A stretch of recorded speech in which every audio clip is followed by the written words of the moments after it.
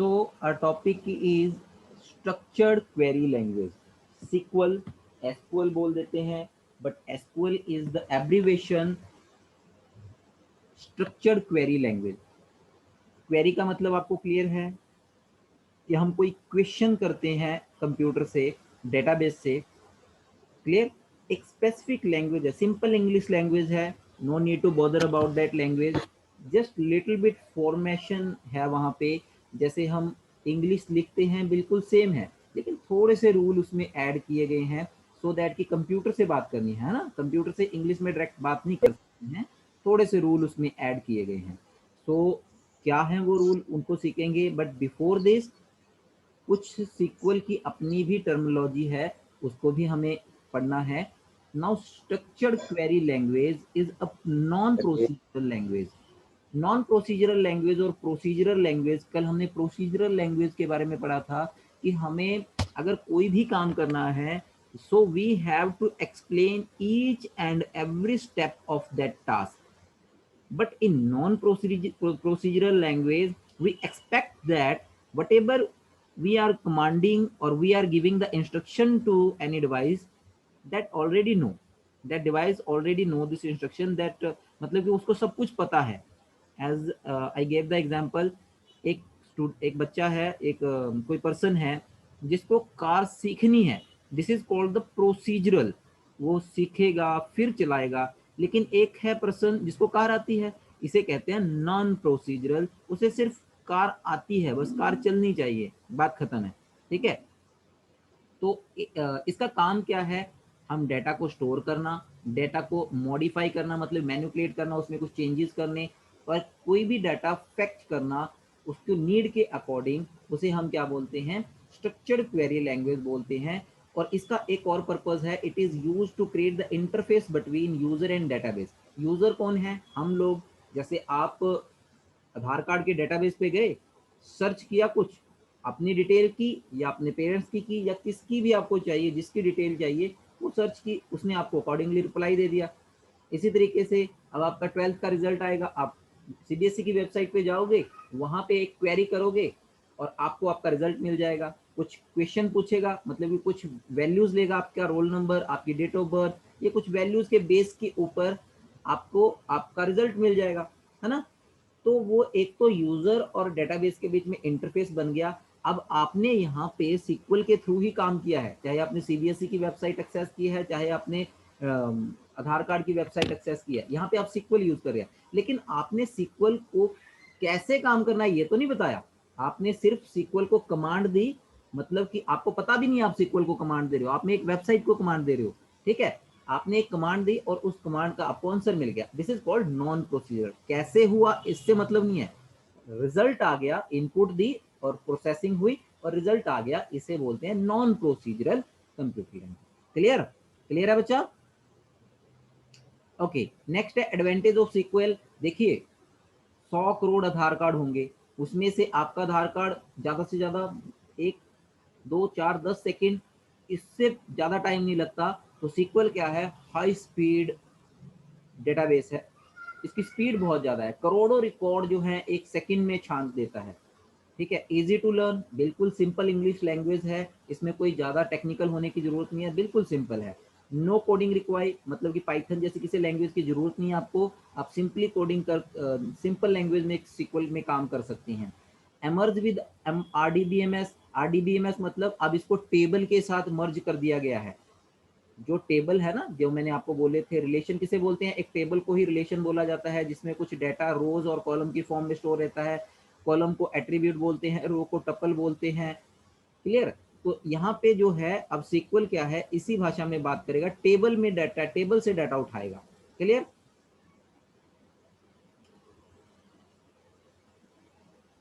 Next है SQL statement. तो SQL में देयर आर सर्टन, जो भी हम कमांड्स लगाएंगे, there are, we divide those command into 4 set of statements. SQL में जो भी हम काम करेंगे, all those things are known as statement, SQL statement, और उन्हीं स्टेटमेंट्स को हम 4 पार्ट्स में डिवाइड करते हैं। भी हम सीक्वल में कैसे कमांड देते हैं, उन कमांड्स को हम 4 पार्ट्स में डिवाइड करते हैं। तो वो कमांड कौन कौन सी है, data definition language, data definition language, data manipulation language, data control language and transaction control language. इनमें से सिर्फ पहली दो जो हैं आपके सिलेबस का पार्ट है, बाकी आपके सिलेबस में नहीं है।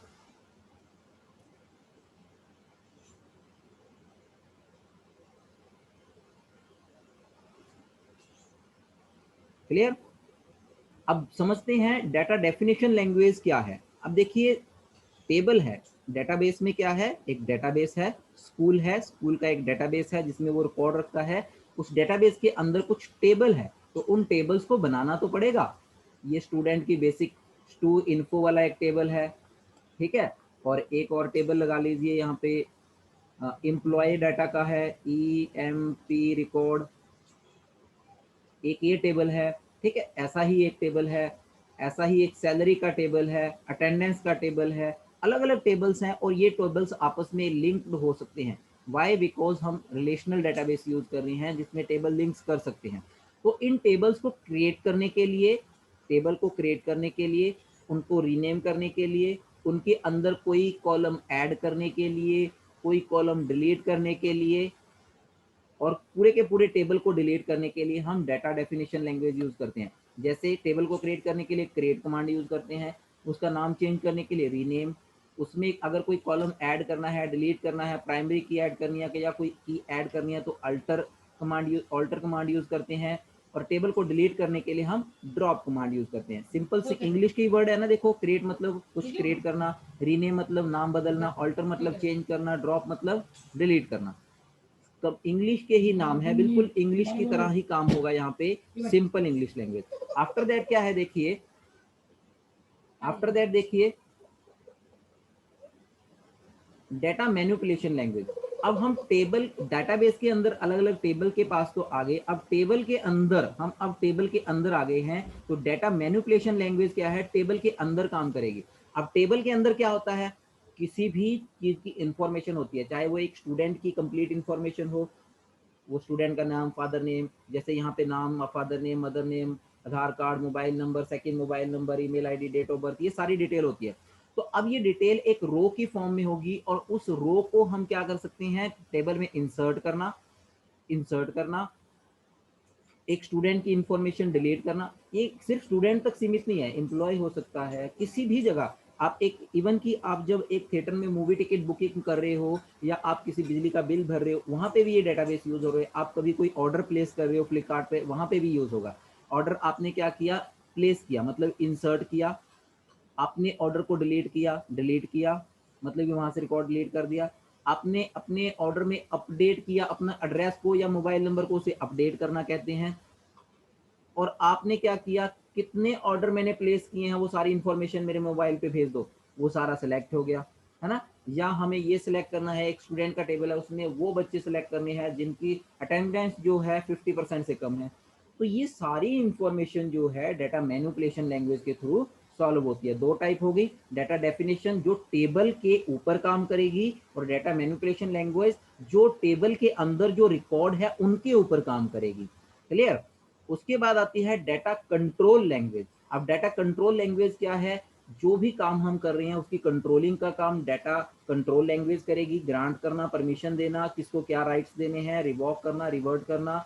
और डाटा ट्रांजेक्शन कंट्रोल लैंग्वेज क्या है, जो हमने रिकॉर्ड एंटर की है, स्टोर की है, आपको बोल देता है ना, जब आप एक ऑर्डर प्लेस करते हो, do you really want to place the order या do you really want to cancel the order, तो यहाँ पे क्या करते हैं, हम कमिट करते हैं उसको।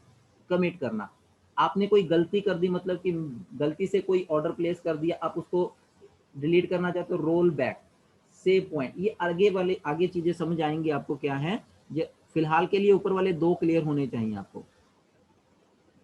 क्लियर है जी? बढ़े आगे, raise your hand.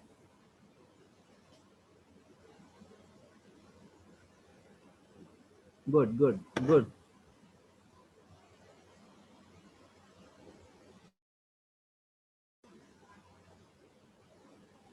So next है बच्चा, सिक्वल में कुछ रूल्स हैं, देयर आर सर्टन रूल्स, कुछ रूल्स हैं जो सिक्वल की कमांड को फॉलो करने पड़ते हैं। जैसे सिंपल मैं आपको इंग्लिश के साथ ही समझाऊंगा, SQL statement are not case sensitive. हमें इंग्लिश में क्या फॉलो करना पड़ता है, लाइन का फर्स्ट लेटर कैपिटल होना चाहिए और अकॉर्डिंग टू अगर आपने क्वेश्चन पूछा है तो वहाँ पे क्वेश्चन मार्क या डॉट या साइन ऑफ एक्सप्लेनेशन, ये रूल्स होते हैं। लेकिन आपको क्या उसमें ये बोला जाता है अपर और लोअर में ही लिखना है, सारा अपर में लिखना है या सारा लोअर में लिखना है, वो पढ़ोगे तो सेंस सेम है। लेकिन अगर आप वो कहीं सबमिट करना चाहते हो, जैसे आपने एक लेटर लिखना है, तो वहां पे प्रॉब्लम आती है। लेकिन आप पढ़ने में चाहे अपर में लिखो चाहे लोअर में लिखो, कोई फर्क नहीं है ना। तो सीक्वल में भी कोई फर्क नहीं है। अगर आपने पूरी की पूरी कमांड अपर में लिख दी, मतलब कि जैसे ऑल्टर लिखना था, आपने कंप्लीट अपर में लिख दिया ऑल्टर, या आपने कंप्लीट छोटे में लिख दिया alter, no problem, case sensitive नहीं है। जैसे पाइथन केस सेंसिटिव है, ठीक है। SQL statements can be executed on one और मोर टेबल। एक से ज्यादा टेबल पे एक ही SQL की क्वेरी काम कर सकती है। एक क्वेश्चन आप एक से ज्यादा टेबल पे अप्लाई कर सकते हैं, एक ही क्वेरी पुट अप कर सकते हैं, और उन दोनों में से डाटा, जैसे हमने कल किया था ना सिलेक्शन प्रोजेक्शन, हाँ। उसके बाद कीवर्ड, कुछ कीवर्ड है जैसे alter, insert, delete, drop, commit, ये देखिए यहाँ पे भी किया ना अभी अभी हमने, ये कीवर्ड्स हैं। जैसे पाइथन में भी होते हैं कुछ कीवर्ड, फॉर, इफ, एलिफ, तो इसी तरीके से सिक्वल में भी कुछ कीवर्ड्स हैं जो हमें क्या है, एब्रीवेट नहीं करने। जैसे आप इंसर्ट को, इंसर्ट एक कीवर्ड है यहाँ पे कुछ डाटा ऐड करने के लिए, आप उसको INST नहीं लिख सकते, गलत है वो, एब्रीवेट नहीं करने। SQL statement can be typed in single line और मल्टीपल लाइन। ये कोई जरूरी नहीं है कि आप जो अपनी SQL की स्टेटमेंट लिख रहे हैं उसको एक लाइन में लिख रहे हैं या मल्टीपल लाइन में लिख रहे हैं। आप एक वर्ड एक लाइन में लिखिए, दूसरा दूसरे में, तीसरा तीसरे में, चौथा चौथे में, पांचवा पांचवें में, कोई प्रॉब्लम नहीं है। और एक कंप्लीट जो है आप एक ही लाइन में भी लिख सकते हैं। प्लेस सेमीकोलन, जैसे आप लाइन के फिनिशिंग पे डॉट या क्वेश्चन मार्क या सेमीकोलन लगाते हैं इंग्लिश में, यहाँ पे आपको क्या लगाना है, सॉरी, साइन ऑफ एक्सप्लेनेशन लगाते हैं, तो यहाँ पे सिक्वल में सेमीकोलन लगाना पड़ेगा। अगर आप CBSE के पेपर को सॉल्व करते हैं और उसमें आपके पास 10 क्वेरीज आगे लिखने के लिए, आपने क्वेरी बिल्कुल ठीक लिखी है लेकिन किसी भी क्वेरी के पीछे सेमीकोलन नहीं लगा, एक नंबर की एक क्वेरी होती है लेकिन उसमें से हाफ नंबर सेमीकोलन का होता है। अगर आप सेमीकोलन नहीं लगाते तो हाफ नंबर आपका चला गया, चाहे आपकी सारी क्वेरी ठीक है। क्यों? क्योंकि क्वेरी के पीछे जब तक सेमीकोलन नहीं लगाते आपकी क्वेरी रन नहीं होगी। क्लियर जी? जैसे हमने कुछ मल्टीपल कॉलम में से डाटा लेके आना है, जैसे स्टूडेंट आईडी, कॉमा, नेम, तो इन सभी को हम कॉमा से सेपरेट करेंगे, कॉमा यूज करेंगे हम। उसके बाद कैरेक्टर एंड डेट कांस्टेंट, जैसे आपने किसी की डेट ऑफ बर्थ सेव करनी है, किसी का नाम, किसी का फादर नेम, मदर नेम, इन चीजों को, जैसे मोहन लाल, मोहन लाल, ठीक है, तो इन चीजों को आपने क्या है, सिंगल कोमा या डबल इन्वर्टेड कोमा में स्टोर करना है, ऐसे लिखना है इसको।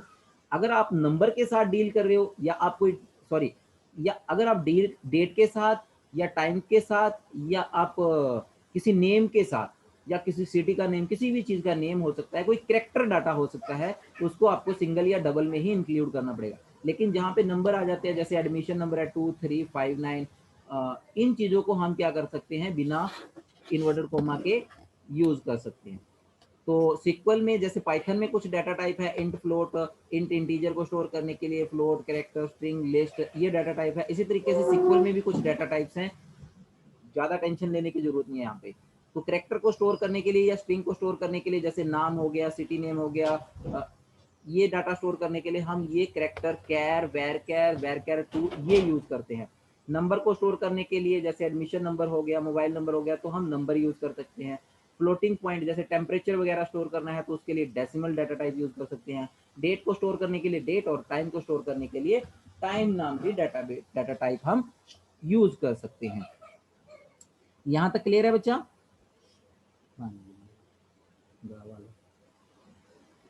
Raise your hand. क्लियर?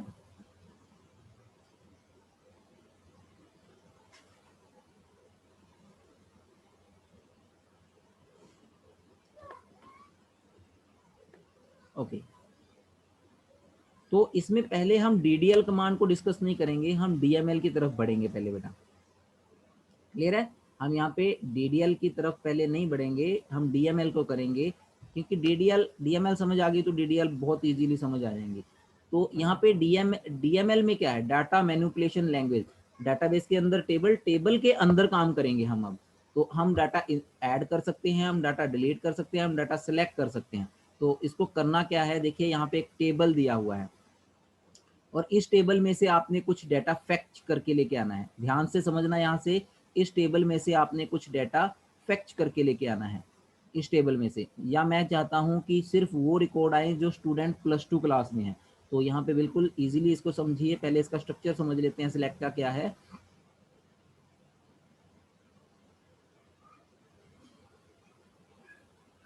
जी, तो यहाँ पे देखिए इसकी सिंटैक्स दिया हुआ है, select this command is used to retrieve data from existing table or view table information। ये क्या है, अगर एक कोई टेबल बना हुआ है, जैसे यहाँ पे स्टूडेंट नाम का टेबल बना हुआ है, इसमें से डाटा फैक्ट करने के लिए यूज किया जाता है।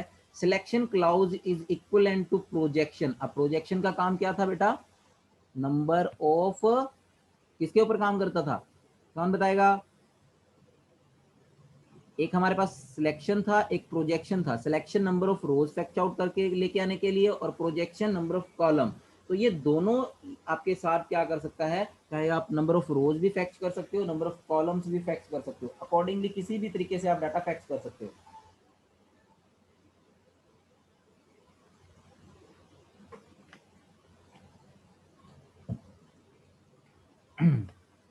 तो उसके बाद बेटा क्या है, यहाँ पे देखिए इसका सिंटैक्स क्या है, सिंटैक्स समझिए पहले। आपने पहले यहाँ पे दिया हुआ है, मैं यहाँ पे नीचे भी लिख रहा हूँ, सेलेक्ट कीवर्ड यूज करना है। सेलेक्ट एट्रीब्यूट मतलब कॉलम के नाम, col 1 comma column 2 comma column 3 up to so on. उसके बाद क्या लिखना है, फ्रॉम।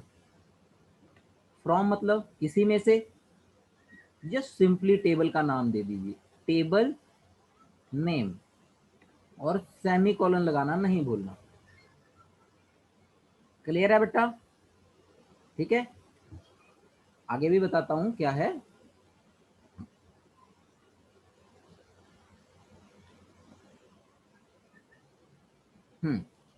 तो जस्ट मिनट।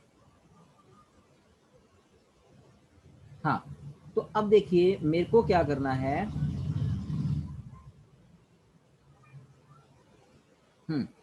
ये टेबल है, इसका नाम क्या है, देखिए स्टूडेंट। इसमें से मेरे को नेम और सिर्फ क्लास चाहिए, तो मैं क्या लिखूंगा, select,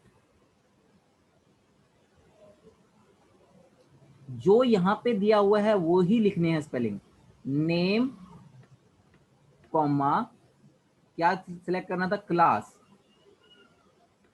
from student.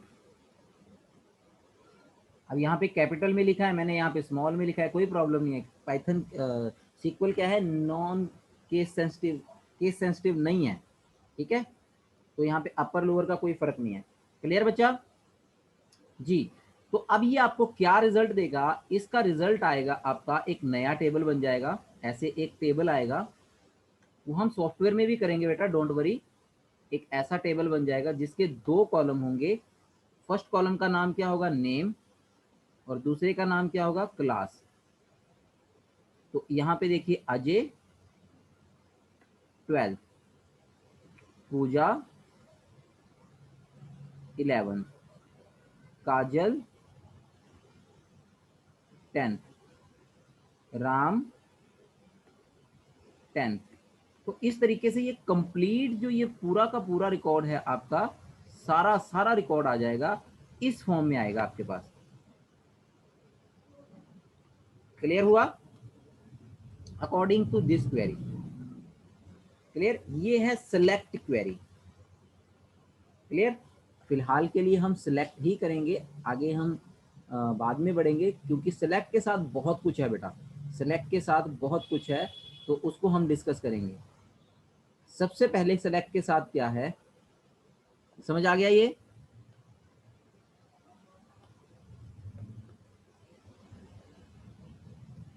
Okay okay good. सो उसके बाद क्या है हमारे पास, देखिए नेक्स्ट एक चीज आती है हमारे पास। अब सेलेक्ट के, सेलेक्ट तो सारा डाटा सेलेक्ट कर लेगा, अब इस पे पॉलिश करनी है। एक और यहाँ पे चीज मैं बताता हूँ सिलेक्ट के बारे में ही। अगर आपने सारा टेबल ही सिलेक्ट करना है तो सिंपली कॉलम लिखने की जरूरत नहीं है। क्या लिखना है? सिलेक्ट स्टार फ्रॉम स्टूडेंट, या जो भी टेबल का नाम होगा वही यूज करना है, सेलेक्ट स्टार फ्रॉम स्टूडेंट। तो ये एज इट इज जो टेबल है पूरे का पूरा आपके सामने डिस्प्ले हो जाएगा एज इट इज। क्यों? हमने यहाँ पे कोई कॉलम ही नहीं लिखा। स्टार का मतलब सारे कॉलम। अगर आप कॉलम के नाम कॉमा डाल के सेपरेट करोगे तो वो कॉलम का डाटा आएगा। ठीक है, अब आप सारे कॉलम या लिमिटेड कॉलम सेलेक्ट करना सीख चुके हैं, आई होप।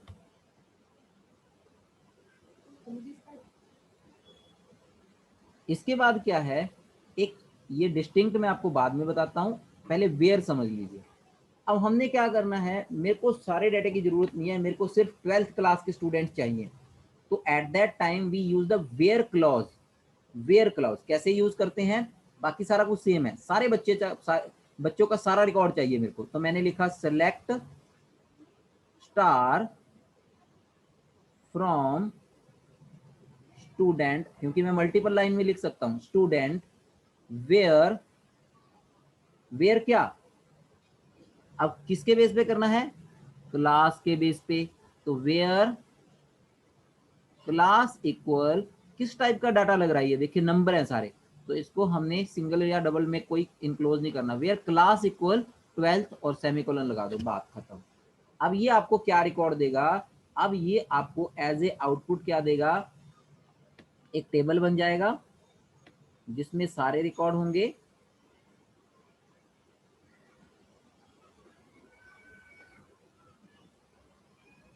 RN मतलब कि रोल नंबर होगा, मेरे को दिख नहीं रहा, name, class, section and marks.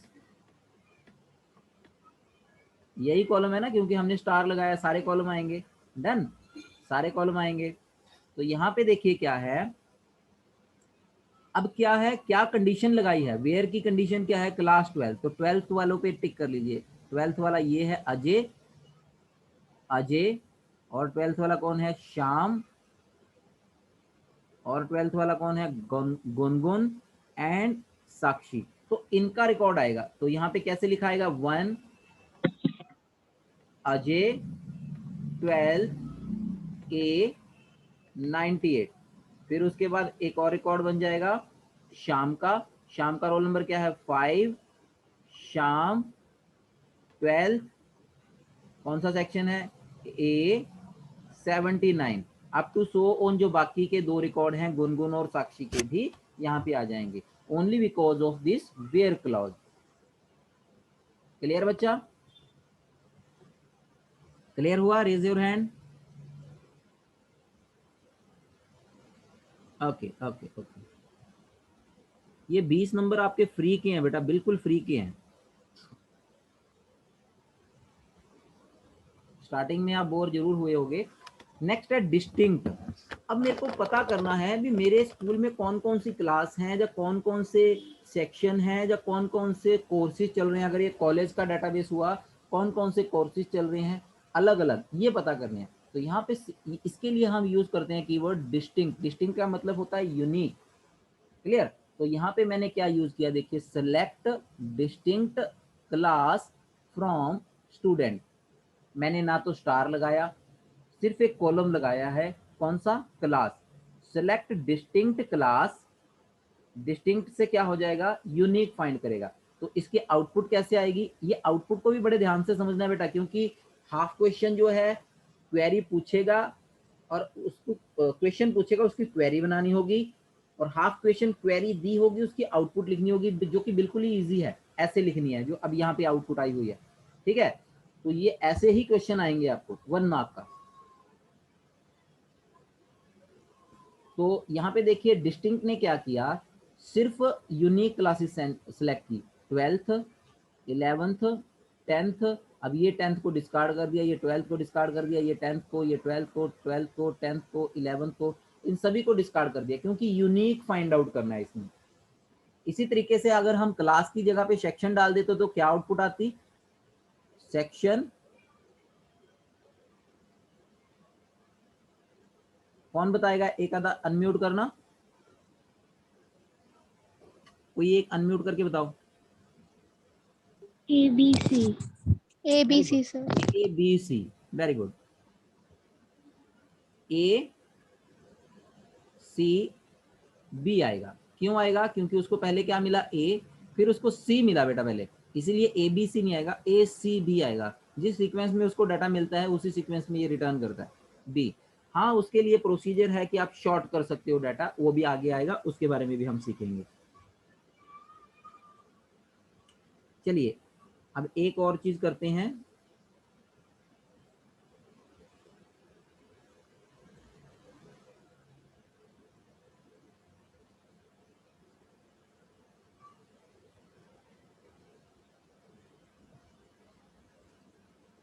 नल। अब नल क्या है? देखिए, नल मतलब कि कई दफा क्या है, हम कोई रिकॉर्ड खाली छोड़ देते हैं। जैसे आप एक वेबसाइट पे फॉर्म फिल करने लगे, वहां पे लिखा होता है स्टार फील्ड्स आर मैंडेटरी, लेकिन बाकी के फील्ड मैंडेटरी नहीं है। इट मींस वो डाटा क्या स्टोर करेंगे? वो डाटा स्टोर करेंगे नल। जैसे यहाँ पे हुआ है मार्क्स नल है इसके, देखिए इस बच्चे के मार्क्स क्या है? नल है। तो हमें चेक करने हैं कि क्या इस बच्चे, कौन कौन से ऐसे बच्चे हैं जिन्होंने एग्जाम ही अटेम्प्ट नहीं किया। एग्जाम अटेम्प्ट नहीं किया, उसके मार्क्स नहीं चढ़ाएंगे, मार्क्स नहीं चढ़ाएंगे तो नल, खाली तो नहीं रहेगा। नल वैल्यू मतलब खाली होती है। तो ऐसे रिकॉर्ड फाइंड आउट करने के लिए हम क्या यूज करते हैं? नल यूज कर सकते हैं। तो उसका सिंटेक्स क्या है? देखिए बिल्कुल इजी सा सिंटेक्स है।